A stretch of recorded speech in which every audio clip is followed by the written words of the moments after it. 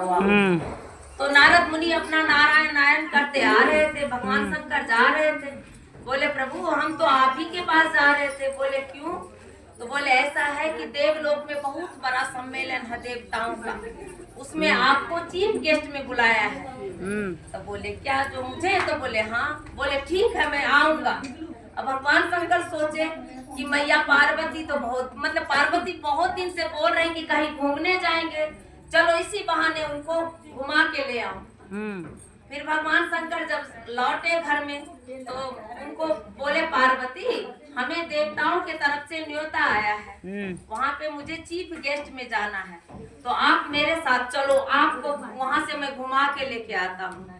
तो आप सभी जैसे औरतें हम बोलते कहीं जाते समय हमारे पास तो कुछ है ही नहीं, नहीं है। तो मैया पार्वती बोली कि भगवान मैं तो जाऊँ लेकिन मेरे पास तो ना साड़ी है ना जेवर है, कुछ है ही नहीं। अब भगवान शंकर भी सोचे सही में इतने बड़े जगह पे जा रहा हूँ, कुछ तो है ही नहीं। बोले ठीक है देवी परेशान ना, मैं आपके लिए साड़ी लेके आता हूँ। वो गए कहीं से धोती लेके आए, जो आजकल धोती पाते हैं ना सभी, वो लेके पीली वाली धोती लेके आए और जाके फुलवारी से अच्छे अच्छे फूल तोड़ के लेके आए और बोले देवी ये साड़ी आप पहन लो। तो बोले ये साड़ी पहनूं? बोले हाँ आप पहन लो। तो बोले मैं कैसे पहनूं? तो भगवान शंकर खुद पहनाए उनको साड़ी। बोले अब जेवर तो है नहीं। तो बोले देखो इतना सुंदर सुंदर फूल है, आपको मैं जेवर बना के पहनाता हूँ। भगवान शंकर खुद ही कान का बनाए, नाक में पहनाए, जो मांग टीका होता है गले का, सब अपने हाथ से बना बना के भगवान शंकर ने उनको पहनाया। जब पहना दिए, अब उस टाइम आईना तो था नहीं, तो उन्होंने पूछे भगवान शंकर से कि प्रभु मैं कैसी लग रही हूँ?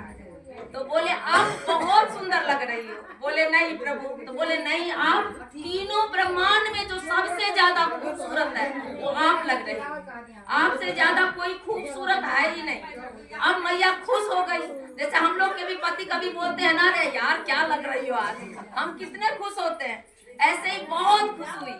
बोले ठीक है।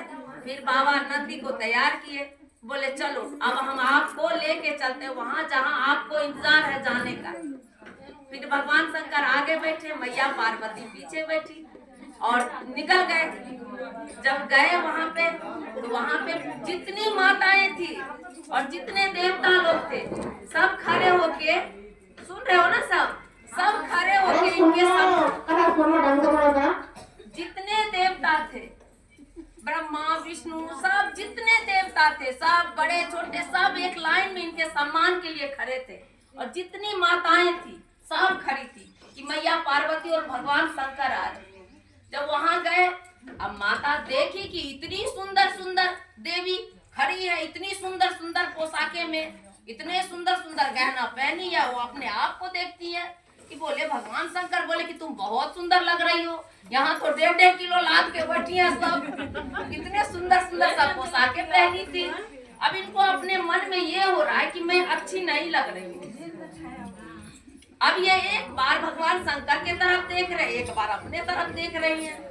फिर भगवान शंकर के वहाँ सबसे बड़ा आसन था क्योंकि वो चीफ गेस्ट में थे, वहीं पे मैया पार्वती का भी सबसे ऊंचा इनका ही आसन था। दोनों आदमी बैठे और सब अगल बगल जितने देवी देवता थे सब बैठे थे।